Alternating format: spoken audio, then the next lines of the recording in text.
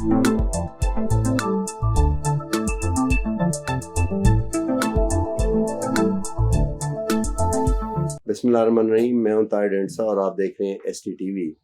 Inflation, जिसे महंगाई में इजाफा भी कहा जाता है, वो कोई 25% तक चलेगी स्टेट बैंक के दिए गए आदाद शुमार के मुताबिक। IMF ने कहा है, जो कि उन्होंने टेसिडली कन्वे किया है, कि जो फिजिकल मेजर्स हैं वो 2.2% ऑफ द GDP के फ्रेश फिजिकल मेजर्स लेने पड़ेंगे फॉर द प्रोग्राम। अगर 300 बिलियन डॉलर की इकोनॉमी है तो 2.2 बिलियन का परसेंट का मतलब बनता है 1500 अरब, जिसमें 200-250 अरब रुपए के टैक्स पेट्रोल के जरिए लगा दिए गए हैं। 280 अरब रुपए के आई अंडरस्टैंड टैक्स जो हैं उनसे जान छूट जाएगी, क्योंकि डॉलर के अगेंस्ट जब कीमत बढ़ेगी तो 280 रुपए वहाँ से आ जाएंगे आपके अरब रुपए के मजीद टैक्सेस। बाकी टैक्सेस जो हैं वो FED और डिफरेंट मेजर्स के जरिए लिए जाएंगे। नतीजा होगा कि फिर इन्फ्लेशन आएगा पेट्रोल पे। तो ये 25% जो है ये IMF के प्रोग्राम के आने के बाद 35% तक जाने का इम्कान है। और अगर नए प्रोग्राम में आपने एंटर होना है जून के बाद तो हो सकता है इसी कदर, लेकिन हम वो उस वक्त देखेंगे।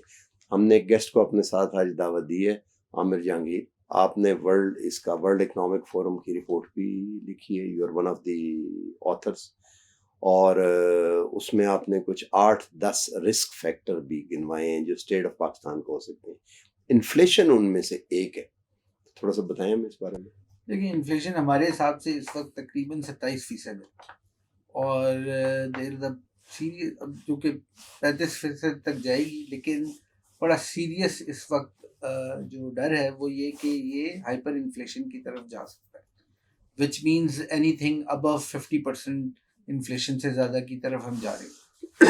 तो ये अगर चीज़ जाती है तो ऐसा ना हो कि ये हमारे कंट्रोल से ही बाहर निकल जाए चीज़ें। तो इसकी तरफ जो है कंसंट्रेशन बड़ी इम्पोर्टेंट है, अहम है इस वक्त इसकी तरफ काम करना। हाइपर इन्फ्लेशन होने का खतरा है, लेकिन अगर प्रोग्राम IMF के साथ हमारा भी अगले चंद दिनों में या हफ्ते में हो जाता है फिर तो किसी तरह हम इसको वार्ड ऑफ कर लेंगे। जी, इसमें जो बड़ा चैलेंज है वो ये कि इस पे डिसीजन जल्दी ले लिया जाए, ताकि आपकी जो IMF के साथ प्रोग्राम है, हमें ये ट्रस्ट बिल्डिंग जो मेजर है फॉर द इंटरनेशनल कम्युनिटी, वो कैसे हम क्रिएट करें। So IMF will be the first to create that trust for international engagement के लिए। अगर वो हो जाता है तो उसके साथ ही हमें और जो हमारे फ्रेंडली कंट्रीज़ हैं उनकी तरफ से भी कुछ इमदाद की हमारे पास इंडिकेशंस हैं। लेकिन I think time is of the essence here. आप समझते हैं कि वो जो ग्रोथ के प्रोस्पेक्ट हम समझते थे कि मिडिल इनकम कंपनी या मिडिल इनकम ना भी अच्छी इनकम के कंपनी के वो कम से कम 4-5 साल तक तो अब डिले होने का उनका चांसेस है। देखिए, इसमें जो है ना हमें ये देखना पड़ेगा कि हम किन एरियाज ऑफ इकोनॉमी को आइडेंटिफाई करते हैं। हमें बहुत सारी इकोनॉमीज के एरिया देखने पड़ेंगे जो शायद बिकॉज ऑफ द ग्लोबलाइजेशन और because of the reverse globalization वो हमें आइडेंटिफाई करने पड़ेंगे वो एरियाज। और बहुत सारे एरियाज हैं जिनको हमें लेट गो भी करना पड़ेगा, जिनको शायद जिनकी कंपेटिटिवनेस नहीं रही है ग्लोबल वैल्यू चेन के अंदर बिकॉज ऑफ वेरियस फैक्टर्स। उसमें कॉस्ट भी है, उसमें क्वालिटी भी है, उसमें इनोवेशन भी है। सो हमें वो फैक्टर्स और सेक्टर्स हमें आइडेंटिफाई करके उनके ऊपर काम करना पड़ेगा, ताकि हम ये देखें कि उन एरियाज को कैसे डेवलप किया जाए। इसके अंदर एक बहुत बड़ा रोल आ जाता है फ्यूचर ऑफ जॉब्स का, कि वो हम आइडेंटिफाई करें वो एरियाज जो इमर्जिंग होंगे, ताकि उनमें जॉब्स की एक्सपर्टीज क्रिएट की जाए। वो अल्टीमेटली उनकी कॉस्ट ऑफ डूइंग बिजनेस भी कम करेगी और हमारी ग्लोबल लेवल पर जो हमारा ह्यूमन कैपिटल है उसकी भी कंजम्पशन बढ़ेगी। अच्छा, ये जो इन्फ्लेशन वाला मामला है ये आगे कहाँ तक, इसके क्या रिस्क हो सकते हैं इमीडिएट अगर हम देखें तो? क्योंकि आज ही मैं किसी से बात कर रहा था, किसी अहम बिजनेस लीडर से जो कि एक कंपनी का, बड़ी कंपनी के प्रेसिडेंट है। वो कह रहे थे कि रॉ मटेरियल इंपोर्ट नहीं करने देने से LC खुलने मुश्किल, तो जिन्होंने होल्ड किया हुआ था उन्होंने महंगा कर दिया और अल्टीमेटली रिटेल मार्केट में वो कॉस्ट पुश जो है वो हमें भेजनी पड़ेगी आगे जाके to keep our business profitable या मतलब to have the business sense, उसके नतीजे में इन्फ्लेशन होनी शुरू हो जाएगी। देखिए इसमें तो बड़ी सिंपल सी चीज़ है कि सप्लाई चेन जो है वो डिस्टर्ब हो सकती है।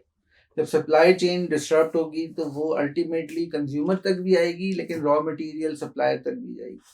तो इसका मतलब ये है कि वो पूरी सप्लाई चेन या वैल्यू चेन डिस्टर्ब होने का मतलब ये है कि आपके यहाँ मैसिव अनएम्प्लॉयमेंट जनरेट हो सकती है, which can result into social cohesion को भी डिस्टर्ब कर सकती है, सोशल अनरेस्ट हो सकता है। जी। तो क्या करना चाहिए इमीडिएटली? IMF के साथ जाना चाहिए जल्दी, या क्या करना चाहिए? What do you think? मेरे ख्याल में जो हमारे पास एक इमीडिएट सोल्यूशन है वो तो IMF का सोल्यूशन, और उसके बाद पाकिस्तान को रीच आउट करना चाहिए अपने फ्रेंडली कंट्रीज को कि जी IMF, लेकिन IMF वो rules and set of transparency लेके आएगा जो Pakistan can ensure to other partners also. इसके साथ जो चीज़ करनी पड़ेगी, हमें दुनिया का ट्रस्ट भी बिल्ड करना पड़ेगा कि हमारे अंदर as a country, as a nation, हमारे अंदर क्या वो कैपेबिलिटी है टू मैनेज दैट अमाउंट जो आ रही है, प्लस हम क्या उसको ट्रांसपेरेंट वे में, अकाउंटेबल वे में स्पेंड कर सकते हैं। तो हमारे लिए बड़ा इम्पोर्टेंट है कि हम अकाउंटेबिलिटी एंड ट्रांसपेरेंसी मेजर्स भी क्रिएट करें, प्लस हम दुनिया को ये भी बता सकें कि हमारे पास जो लोग इन सब चीज़ों को मैनेज करेंगे उनके अंदर वो कैपेबिलिटी है जो कि इस चीज़ को मैनेज करके आगे डिलीवर कर सकती है। बिल्कुल ठीक है। तो बहुत बहुत शुक्रिया। बॉटम लाइन ये हुई कि हमारा जो फाइनेंशियल क्राइसिस है, इंटरनल और एक्सटर्नल बोथ, वो इकोनॉमिक क्राइसिस में और फिर सिविल अनरेस्ट में कन्वर्ट हो सकता है, इसका पोटेंशियल है। साथ ही इसके ये भी है कि इसको अगर मैनेज अच्छी तरह कर लिया जाए तो इनसे बचा भी जा सकता है। Time is of essence. हुकूमत को चाहिए कि बल्कि तमाम स्टेक होल्डर्स को कि जल्दी जल्दी ये काम करें और इसको डिले ना करें। अल्लाह हाफिज़।